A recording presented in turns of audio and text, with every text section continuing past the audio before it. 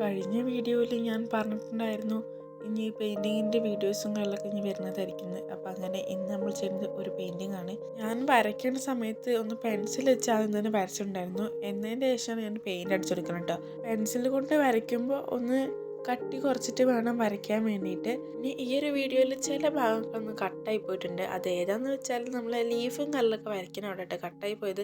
അത് വേറെ ഒന്നുമില്ല, ഞാൻ വീഡിയോ ഓണൊക്കെ മറന്നിട്ടുണ്ടായിരുന്നു, അതുകൊണ്ട് ആ ഒരു ഭാഗം ഇല്ല കേട്ടോ. അത് കാരണം ഒന്ന് വിഷമിക്കേണ്ട ചില ഭാഗങ്ങളിലൊക്കെ ഉണ്ട്.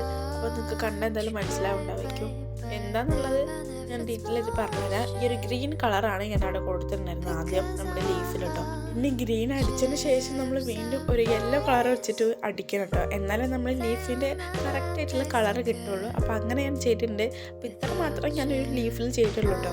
ഈ സീരീസ് നിങ്ങൾക്ക് ഇഷ്ടമാണെങ്കിൽ വേഗം തന്നെ സബ്സ്ക്രൈബ് ചെയ്തോളൂ കേട്ടോ. ഇനി നമ്മളെ പെയിൻറ്റിങ് സീരീസ് ഒക്കെ വരുന്നതായിരിക്കും. പിന്നെ ഈ ഒരു പെയിൻറ്റിങ് ഇഷ്ടപ്പെട്ടെന്നാലും ലൈക്കും മറക്കും.